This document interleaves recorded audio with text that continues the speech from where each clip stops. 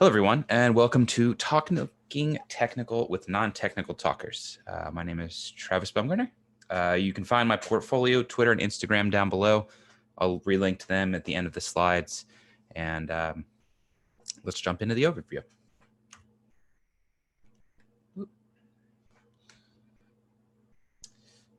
Cool. So we'll start out with who am I? We will cover a little bit of how conversations fail, why you should be inspired to improve, how you too can improve, and then we'll kind of summarize the lessons that we went through in the talk. So to start off with, who am I? I am many kinds of engineer. I started my career studying mechanical engineering. I joined the Peace Corps after graduating and served as a civil engineer in Panama for 2 years. Towards the end of my service, I had some downtime, and so I started picking up software engineering for fun and fell in love with that and kind of decided to switch, or at least redirect my career towards software engineering. And along that way, I also dabbled in electrical engineering, tried out launching a startup for a bit on the side. And kind of as demonstrated in my first point, I am a lifelong learner. I am constantly learning new things. Currently, I'm learning about, in my day job, about machine learning so I can better assist my team. I'm a software engineer on the search team at Pluralsight, mainly doing full stack development, but also dabbling in machine learning so I can better assist with relevance and prototyping and things like that. And then my free time, I'm learning how to build and solder and assemble mechanical keyboards. And so through all these learning and these pursuits, I've wanted to give back. And so kind of as I've learned things, I've transitioned a little bit more into spending my time being a lifelong teacher. So let's teleport back in time to a time when you're 8 years old. So imagine you're 8 years old and you're on your way to some kind of a science festival. Your parents have invited you, or have, I guess not invited you, they're telling you, and they're going with you and you're attending a science festival. And so there are various tables for physics and chemistry. There are various universities. There's local maker spaces and things like that. And you walk up to a table and it is full of circuits and electronics, and things are lighting up and you're excited. And so you pick up one of the things and you ask the thing that all 8-year-olds ask, what is this? What does this do? And the guy responds, it's a sound analyzer for audio frequencies. And you just go, eh. And you give up and you put the thing back down and you go along your way, and that table's boring. He's boring. Now imagine instead if we rewind a little bit and you walked up to that table and that person instead said, oh, it measures sound. So perhaps if you clap, you can see it light up. And you could then watch that 8-year-old you spend the next 20 minutes before your parents drag you away, snapping your fingers, clapping, yelling, getting various people to talk like you're excited. This is cool. This is interesting.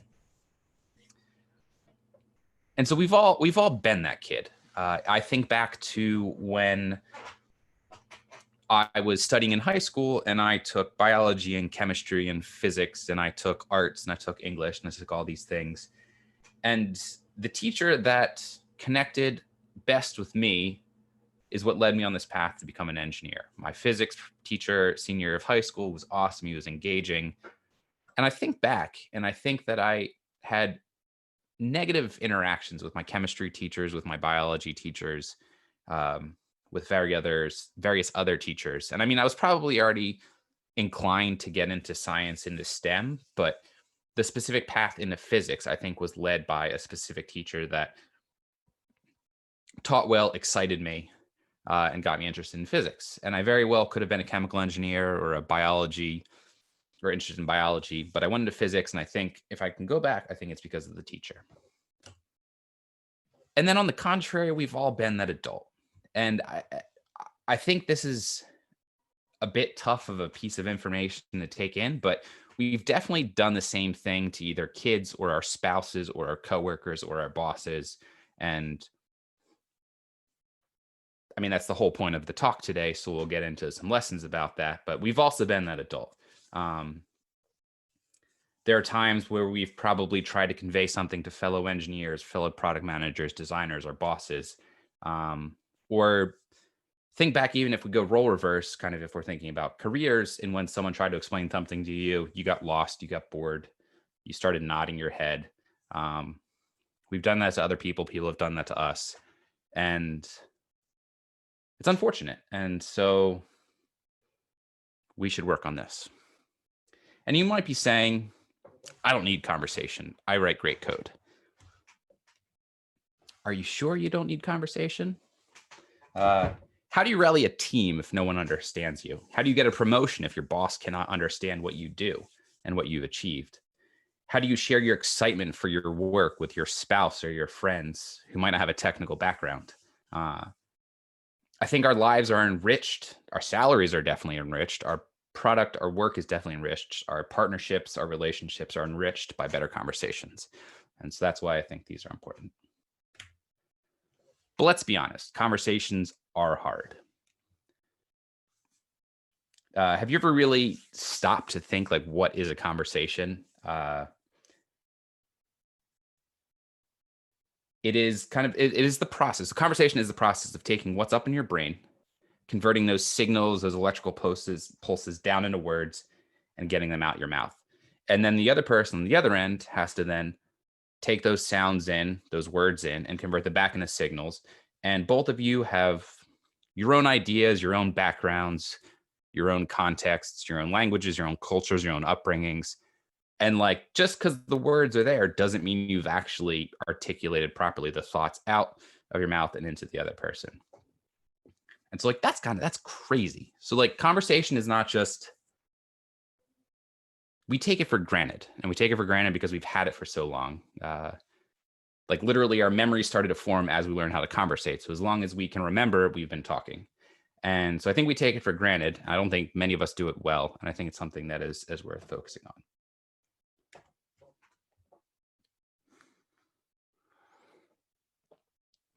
So if we look at an example, I could ask y'all, what is this? What do you see on the screen right now? And so we can think of this as the viewpoint of one person in a conversation. So you're probably all going, it's a white circle on a blue background. And then if I ask everybody, what is this? Your answer is probably going to be something like, it's a rectangle, it's a white rectangle on a blue background. And if that's kind of where we're at in a conversation where one person sees a circle and another person sees a rectangle, it's probably going to result in something that looks like this, in failure and frustration. In failure and frustration, that kind of thing. And instead, if we have effective communication, we can look and see that perhaps it wasn't actually a circle or a rectangle we were looking at, but it was a cylinder. If you look at a cylinder from the top down, it's a circle. If you look at a cylinder from on the side, it's a rectangle. But if you step back and you both share your perspectives and what you know, you can begin to establish this better understanding of that it's actually a cylinder. And so that's kind of what communication is.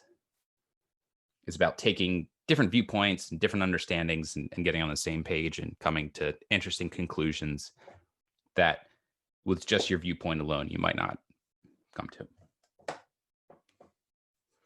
So when does all this apply? It applies in a lot of situations. So these were the first ones that came to mind and are probably some of the most important. When you write your resume and try and sell yourself, when you are arguing for promotions, when you're at your daily dev stand-up and you're talking about what you did the previous day and what you're going to do that day. And there's a bunch of examples here of pitching startups and teaching workshops and doing happy hours with coworkers and having an unwinding drink after work with your spouse, things like that.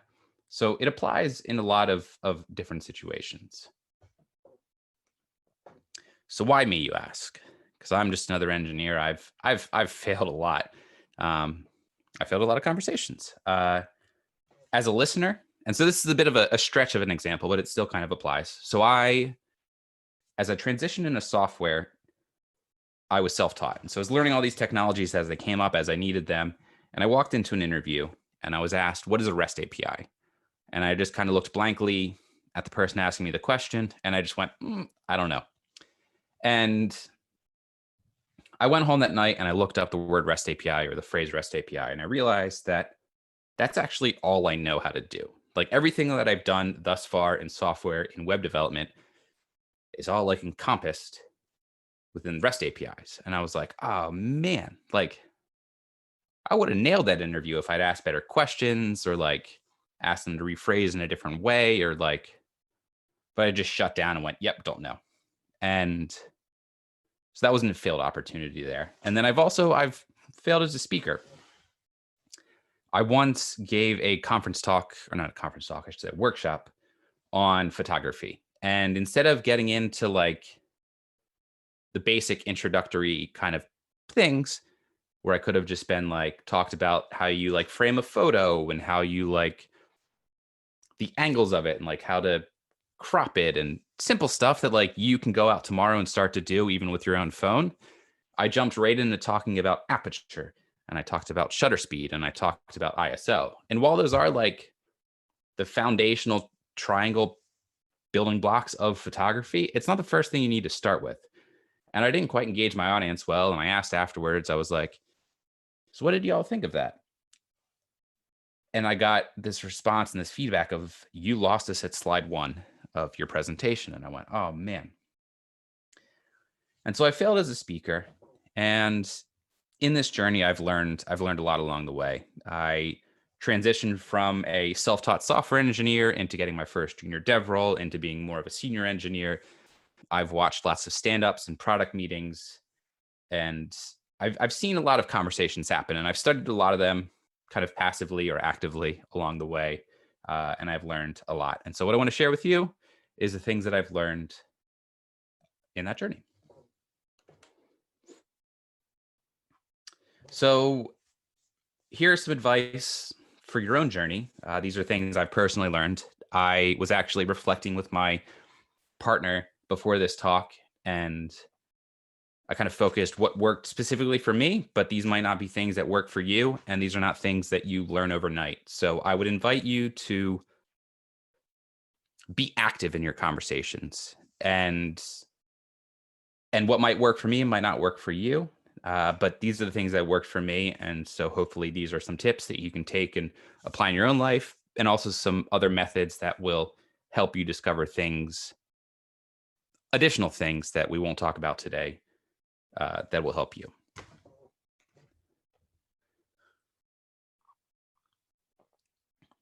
So I've broken it down into 5 parts. The first part is plan in advance. So plan in advance means before the conversation even starts, you should be asking yourself questions about the conversation. Second part is you should get on the same page. So once the conversation starts, there's a lot of like, you guys might not be level or meeting each other at the same level in the conversation. So sharing your context, sharing your understanding.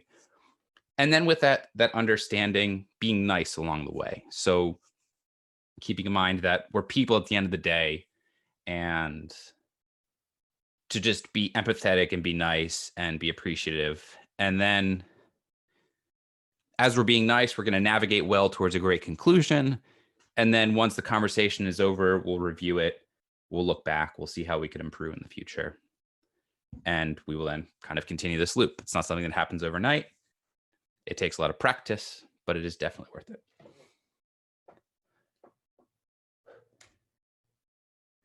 So first, plan in advance. So before the conversation starts, be mindful of the time and place. And so this more applies to the meeting space and things like that. So for example, like if you're in a product meeting, a product planning meeting, and you're trying to figure out what you're going to build for the next 3 months, and you mentioned some feature X, and you get this like technical question, this very, very in the weeds technical question. And then you spend the next 10 minutes just talking about super deep technical details. You can be sure that the product people and the non-technical folk have totally mentally checked out. This conversation is going to happen again when you're actually building the feature X. So like it doesn't need to happen now. So be mindful of the time and the place. And then secondly, and kind of similarly, but this more focuses on the people, be mindful of emotions, of energy levels, of things like that. So say you had a super interesting day and you want to share some new technical thing with your partner, which I tend to do. And I love to share things that I find fascinating about my job.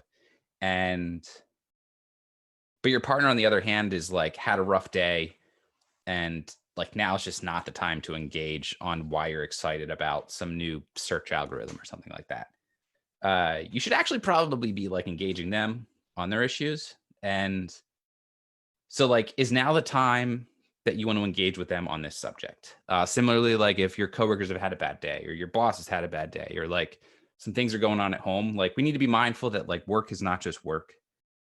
Work is the thing that happens. Like we wake up and we deal with all the things in our lives, and then we go to work and life is still happening alongside work, and then we go home and life is still happening, and like there's more to work than just work.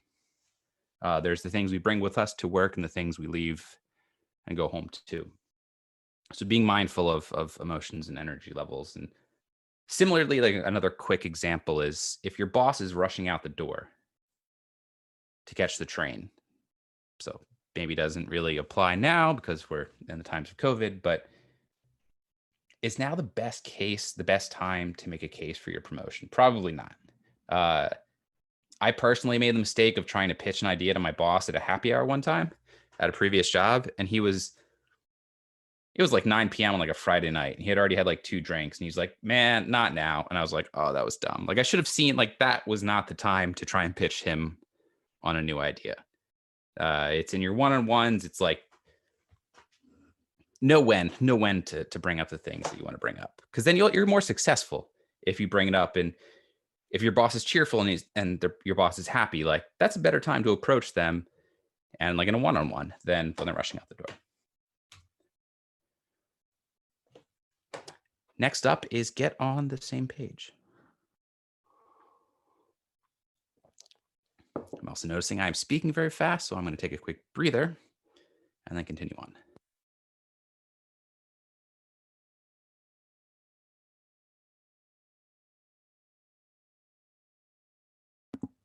Cool. All right, so getting on the same page. So when you come into a conversation, there's a reason you want to have that conversation. And it's not just like, I mean, I guess there is like water cooler conversations that are very casual and that kind of thing. But like the kind of conversations we're talking about with this presentation, there's usually some kind of importance, some kind of information exchange, some kind of request. There's something going on. So we need to get on the same page to start off to have a good conversation. So we want to share just enough context. So for example, first up, you've been assigned some task. You grab it off the board and you're going to go and you're going to work on this new task because you found some bug that needs solving. And so you spend 3 days, 4 days just deep in it. Like, you know, the data coming in, the data going out, all the functions that are involved, all the files that are involved. You're like living, breathing, speaking. You are the bug. You are the hunter. I should say you're not the bug. You're the hunter in search of the bug. And you got it all. And you pop up with your coworkers in a stand-up meeting because you're stumped and like you hit a brick wall. You don't know what to do. You could easily just condense everything you've spent 4 days learning into a few sentences and just lose everybody. And so this can happen in bugs. This can happen in more feature kind of things, but you need to be mindful that you have so much more context into the issue at hand than anyone else does. Like you're in it and they're not. And so you need to be able to share enough context so that you're all on the same page. Similarly, I was giving a talk on a new feature that I wanted to bring to my team. And I knew what I thought we should build. I did a ton of research. And I just had this presentation that said, we're going to build this. And everyone was like, why?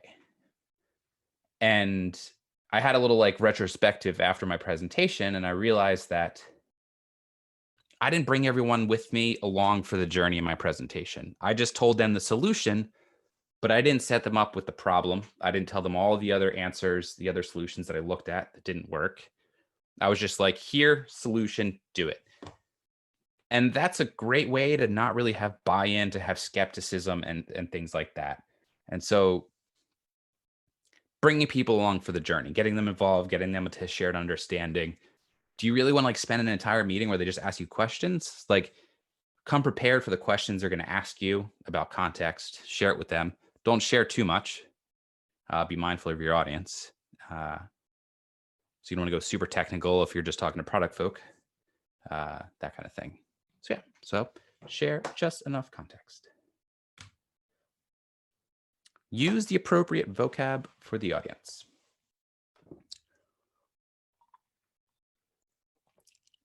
So if we think back to that 8-year-old at the science festival, knowing how to engage with that child, how to engage with 8-year-old you is important. So if 8-year-old you walks up to the table, you want to approach them with like, you clap, it makes noise. If an electrical engineer walks up, you're probably going to go into some weird, hypothetical, deep physical, electrical, not physical, physics, or electrical engineering conversations. So just use the appropriate vocab for your audience. Feel free to get wildly technical if it's an electrical engineer. Similarly, I was invited to give a conference talk in Colombia, the country, not the university, on, or sorry, not on, but in Spanish. And my Spanish is pretty good, but it's not technical electrical engineering good. And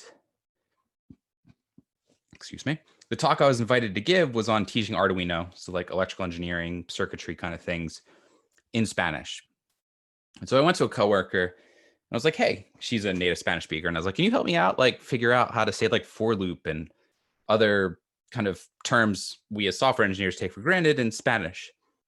And she was like, why not just not learn them? And I was like, that's an interesting point.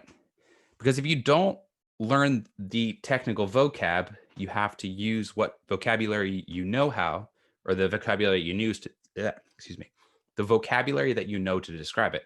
So you could say that a for loop, instead of a for loop, you could say it's a thing that repeats multiple times until it hits some condition. So if you want to count 10 times, you could say, we're going to do this thing. We're going to do it 10 times. We're going to go 1, and then we're going to increase it by 1, and we're going to repeat that 10 times. And so that's kind of a for loop. It's like 1, 2, 3, all the way up to 10. And so instead of saying for loop, I used all that vocab that I already knew, and I could describe the term for loop instead of just saying for loop and then moving on. Kind of on the contrary to the previous slide is don't forget your job title. So if your product manager comes to you and says, I want you to build X to solve this problem, and you say, sure, and then X actually takes 6 months to build. It's like, well, you could have come back and like, you take your technical experience, you provide it to the conversation and say, hey, what if we did it this other way? And we could finish it in 2 weeks instead of 6 months. I made the mistake of doing this where I was asked to build an image cropper for profile photos, where you have like you upload a photo and you can rotate and move it around and crop it and all that good stuff. And I went way overboard with it. And I realized after the fact, like it took me almost a week. I got lost in the weeds. I learned way too much about how to crop photos in JavaScript. And the end solution was 2 lines of CSS, which was kind of just like, whoa. So don't forget your job title. Don't just kind of bring you're paid to do a role, bring that to the conversation. Next up is be nice along the way. So practice empathy. And I think this is, if you fail at everything else, I think this might be the most important lesson to learn, is just be empathetic of the person that you're talking with.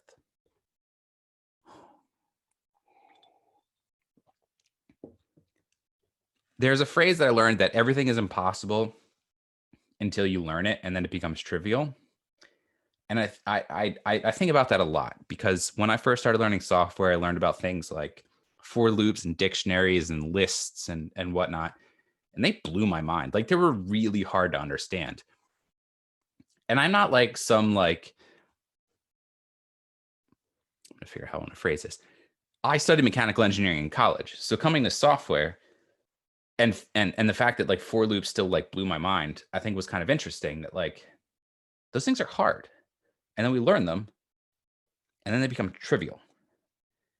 And I know at least I forget that fact a lot. Like when I try to explain technical things to non-technical people, I just grab to these vocab and these concepts and I just like breeze over them.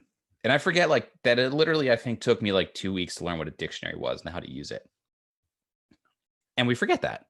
And it'd be worthwhile to kind of think back to what it was like when you were learning what you're a subject matter expert in. This is mainly geared to software engineers, but kind of you could think back to technical topics and how much you struggled with them and realize that the person you're talking to is going through the same thing.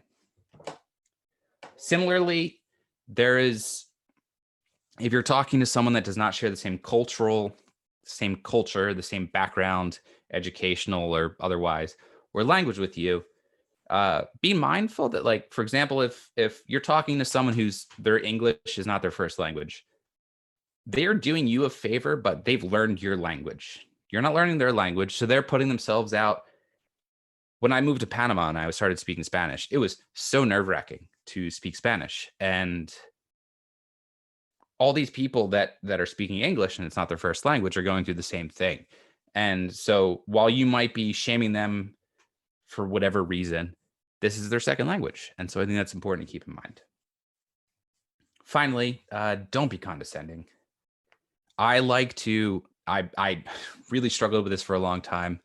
I was your stereotypical grumpy engineer and came off as condescending. But I found that, like, don't put the blame on other people. Bring it back to yourself. It's so simple to just remove blame and be like, ooh, I explained that terribly. Let me try again. And it makes for such better conversations and better interactions. Don't fake understanding.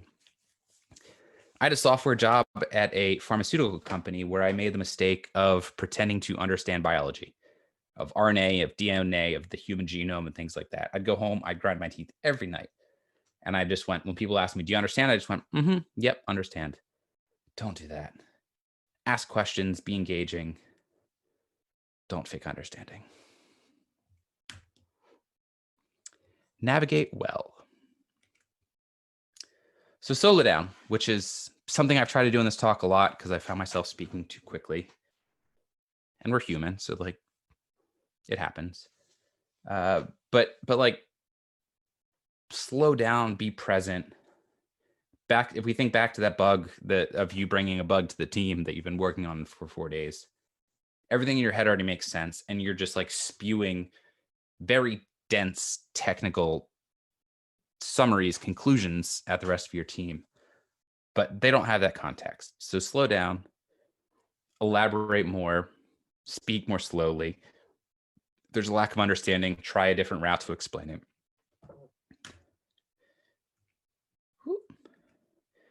Stay focused. So say you're at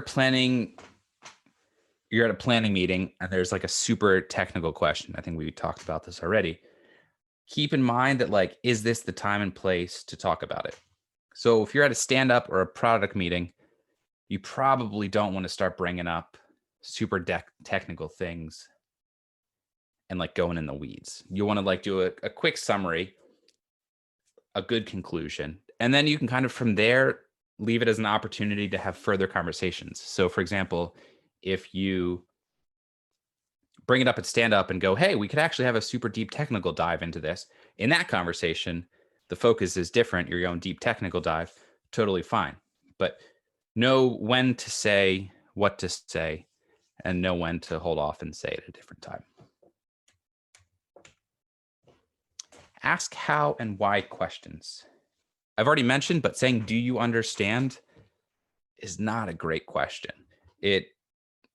Either they say yes because they understand, or they're lying, or they say no and you've set them up to look dumb. And that's for the most part, just going to fail because either they're lying or they're nervous to look dumb. It's just not a good thing. So ask how and why questions. So like, how could we apply this? How does that improve the quality? How does X, Y, X? Ask these how and why questions. And always, as I mentioned earlier, don't put the blame on them. Direct the blame elsewhere. Direct the frustration elsewhere. Don't make it be them defending their intelligence, because then conversation just breaks down.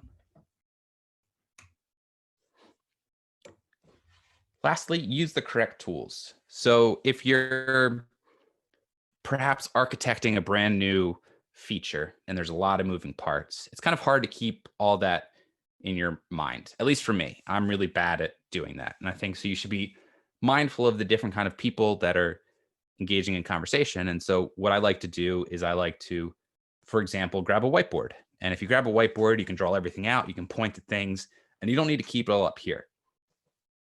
When I'm brainstorming stuff and I have like to-do lists, I'll jot stuff down. And it's like you have so much more clarity when you get it out from your brain and onto paper or onto a whiteboard.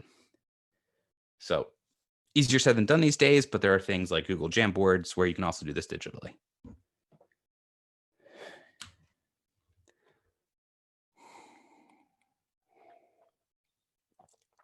Lastly, review. Learn some of the vocab. And I put some of in parentheses because you should not learn all the vocab unless you're kind of weird like me. And I want to learn about everything that everyone on my team does. I've pretended to be data scientist and researcher and machine learning engineer and designer and product manager and DevOps engineer. And probably because of that, I spread myself very thin, but also I know a little bit about everything, which scratches my itch of what I want to get out of life and my career. So that said, when you join a new company, like learn the vocab. You don't want to be that person like that does it, or sorry, let me rewind a little bit. When you join a new company, learn the vocab. You want to be able to, these are words that are going to pop up a lot in conversation. They're worth learning. Similarly, if you're working across disciplines, it is useful to learn some vocabulary. So like I'm currently learning machine learning. And if I was a product manager that worked with machine learning engineers but didn't want to dive too much into it, I'd probably take like a machine learning for product managers course and learn some of the vocab like a model or some other basic vocab that allows for better conversations, or database or algorithm or things like that. So you can have better conversations across disciplines. Share and seek feedback. I love to do that. I will not do this with everybody, but if there are people that I'm close with on my team or in meetings that I regularly attend at Pluralsight, we do a lot of kind of guilds and knowledge transfers and fun talks. I will direct message people on Slack and be like, hey, would love your feedback. So I try to do this often, and it's a great way to like keep improving by seeking feedback, and then also when other people talk, to share feedback with them so we can all improve together. Lastly, practice. And you'll want to do this in non-critical times. Like if you're arguing for a raise or you're in an interview, you don't want to like practice conversation. But if you're explaining something technical to like a friend or a partner, like use that as a time to just ask meta questions about the conversation. And so my partner is great at giving very blunt feedback of like when I gloss over things or I go too technical or I go too fast or I don't meet her at her level. So it's a great place to do it without like repercussions that might impact your salary or your job prospects or things like that. Whew. So in summary, conversations are hard. They happen all the time with your coworkers, with your bosses, with your spouses, your friends, fellow conference attendees, etc. But improving is worth it. I think it leads to a better life, to better connections with other people, better salaries, better job positions, better projects. Just everything I think is much better when you get better at conversating. So to review, plan in advance, prepare before you have the conversation, decide if it's the time to have it. Get on the same page when the conversation starts so that everyone is working from the same point. Be nice along the way and realize that we're all human. We all make mistakes. We all come from different, our mornings started differently and things like that. Navigate well, so keep yourself on track so you can work towards where you want to go with the conversation. And then when the conversations are over, look back, review, and improve for next time. So that's all I got. If anyone has any questions, I've kept an eye on chat and it looks like it's pretty empty. And I'd like to ask, and it sounds like it's kind of a theme for this conference, but if you have feedback, I'd love to hear it. This is my first full-fledged conference talk. And as you've seen, I've taken a few pauses because I'm a little nervous, but would love some feedback. And if you have methods that work in your own lives, I'd love to hear them either in chat or in the comments or wherever. I'm always looking to learn, and I love to hear people of different backgrounds and whatnot, what techniques have worked for them. So if you liked my talk, you can keep up with me down below. You can check out my portfolio. My Twitter and my Instagram are the places I'm most likely to kind of update what I'm working on. And that's all I got. Thank you very much. Thanks, Travis. Thanks, everyone. Seems like Travis, you are Sorry, I'm mute. just gonna jump back in. I saw there's a question. What motivated me to jump into software development? Great question. I think the most boring answer is that mechanical engineering while living in Boston is a bit difficult to do. And you'll have to buy a car and commute outside the city. And I wasn't too excited, I guess, about the job prospects about 4 years back in mechanical engineering. So I decided to switch to software. Love the journey. It's been great. I think a lot of my free time now is kind of spent rediscovering my roots in mechanical engineering and also in electrical engineering. So I'm currently working on side projects of combining all the three. So building keyboards, which is like product or mechanical design, code, and circuit design. So I like the cross-disciplinary kind of stuff. So there's a long-winded answer to that question. Got another question. How do you think that background has benefited you as a developer? I think by that background, just my background in general, I think being self-taught is helpful because I was self-taught and struggling for so long that I can look back and I can empathize pretty easily because it was a large portion of my life. So there was a period for about 2 years where I was teaching myself software engineering and doing it kind of in a vacuum. I did establish a support network and things like that. But it's still a bit in a vacuum. And so I think it's helped with empathy and understanding that other people are going through those struggles. And